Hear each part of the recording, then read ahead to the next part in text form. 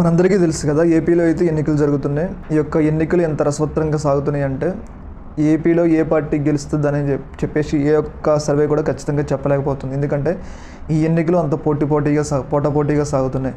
ఈ సందర్భంలో మనం ఈ యొక్క ఎన్నికలపై ఒక చిన్న విశ్లేషణ అయితే చేద్దాం. ఆ విశ్లేషణ ఏంటంటే, మనందరికీ తెలుసు కదా, సీఎం జగన్మోహన్ రెడ్డి ఒకవైపు, మిగతా రెస్ట్ అంతా ఒకవైపు. అది ఎలా అంటే మనందరికీ తెలుసు కదా, సీఎంగా 14 ఏళ్ళుగా పనిచేసిన వ్యక్తి చంద్రబాబు నాయుడు, మరియు 45 సంవత్సరాల రాజకీయ అనుభవం ఉన్న చంద్రబాబు నాయుడు, మరియు రాష్ట్రంలోనే ప్రముఖ తెలుగు ఇండస్ట్రీల అగ్రనాయకుడు పవన్ కళ్యాణ్, మరియు ఆయన ఒక కులానికి, ఆయన ఒక వర్గానికి కూడా నాయకుడిగా చెప్పుకోబడుతుండు. వాళ్ళు ఒక 20% ఓటింగ్ ఉంటారు. మరియు ఇంకొక వ్యక్తి ఎవరంటే, ప్రపంచంలోనే గొప్ప నాయకుడిగా గుర్తింపు పొందిన నరేంద్ర మోడీ, ఆయనంతా ఒకవైపు, బీజేపీ పార్టీ ఒకవైపు, సీఎం జగన్మోహన్ రెడ్డి ఒకవైపు.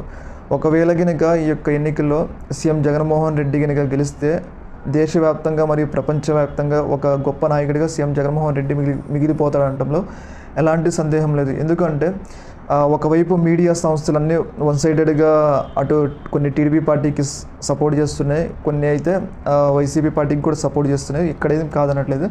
కానీ ఇన్ని చేసినా కానీ వీళ్ళందరూ బలం ఒకవైపు.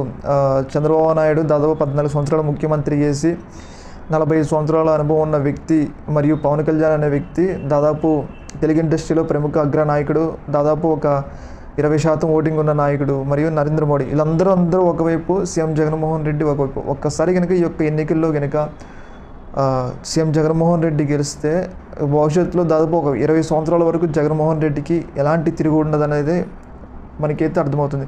ఎందుకంటే సీఎం జగన్మోహన్ రెడ్డి వీళ్ళందరూ కలిసినా కానీ ఏమాత్రం భయపడట్లేదంటే, ఎందుకు భయపడట్లేదంటే, ఆయన ప్రధానంగా ప్రతి ఒక్క మాటలో ఆయన చెప్తుంది ఏంటంటే, నేను జనానికి డబ్బులు ఇచ్చిన, అంటే సంక్షేమ పథకాల పేరు మీద డెవలప్మెంట్ చేసిన, పైగా స్కూళ్ళు బాగు చేసిన ఏ ఒక్క రాష్ట్రంలో కూడా ఇంతవరకు ప్రభుత్వాలు ఓడిపోలేదు.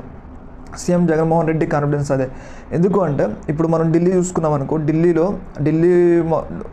అరవింద్ కేజ్రీవాల్ ఒక సీఎంగా ఉన్నాడు. ఎందుకు ఉన్నాడంటే, అక్కడ బీజేపీ పార్టీ అంత బలంగా ఉన్నా కానీ, బీజేపీ పార్టీ పార్లమెంట్ ఎన్నికల్లో గెలుస్తున్నా కానీ ఢిల్లీ అసెంబ్లీలో మాత్రం బీజేపీ పార్టీ గెలవలేకపోతుంది. ఎందుకు గెలవలేకపోతుందంటే, అక్కడ స్కూళ్ళు మంచిగా చేసి అక్కడ ఉన్న సంక్షేమ విద్యుత్ మరియు వాటర్ అక్కడున్న ఢిల్లీ ప్రజలకు అందించడం వల్ల అరవింద్ కేజ్రీవాల్ అక్కడ ఢిల్లీ ప్రజల్లో ఒక మంచి నాయకుడిగా గుర్తింపు పొందిండు. ఇలా గుర్తింపు పొందడం వల్ల ఢిల్లీ ప్రజలు ఏం చేస్తున్నారంటే, స్కూళ్ళు బాగు చేసిండు, పిల్లల చదువు మెరుగైందనే ఉద్దేశంతో అక్కడ ఢిల్లీ ప్రజలు అరవింద్ కేజ్రీవాల్ని గెలిపిస్తున్నారు. అలాగే సీఎం జగన్మోహన్ రెడ్డి కూడా ఆయన ఒక కాన్ఫిడెన్స్ ఏంటి అంటే, నేను స్కూళ్ళు బాగు చేసిన, ప్రజలకి మంచి చేసిన, అన్ని రకాలుగా మంచి చేసిన, రకరకాల పథకాల ద్వారా ప్రజలకి చాలా మంచి చేసిన, దాదాపు 30 లక్షల ఇళ్ళు పంచిన, ఇంత మంచి చేస్తే నాకు ఎందుకు ఓటేయరు అన్న కాన్ఫిడెన్స్తోనే సీఎం జగన్మోహన్ రెడ్డి ఉన్నాడు. ఆ యొక్క కాన్ఫిడెన్స్తోనే సీఎం జగన్మోహన్ రెడ్డి ఎన్నికల్లోకి వెళ్తుండు.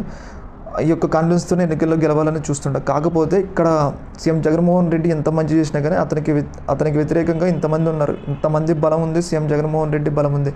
మరి ఈ యొక్క బలాబలాల మధ్యలో ఎవరు గెలుస్తారో 2024 ఎన్నికల్లో జూన్ 4వ తారీఖు తెలుస్తుంది. ఏదేమైనా కానీ ఏపీలో ఎన్నికలు అనేవి దేశవ్యాప్తంగా మరియు ప్రపంచవ్యాప్తంగా ఉన్న తెలుగు వారికి అయితే ఎంతో ఆసక్తిని రేకెత్తించడంలో చాలా ఉత్కంఠను రేపుతున్నాయి. ఏదేమైనా కానీ సీఎం జగన్మోహన్ రెడ్డి గెలిస్తే ఒక దేశంలోనే, ప్రపంచంలోనే ఒక చరిత్ర తిరగరాసిన నాయకుడిగా మిగిలిపోతాడనడంలో ఎలాంటి అతిశయోక్తి లేదు.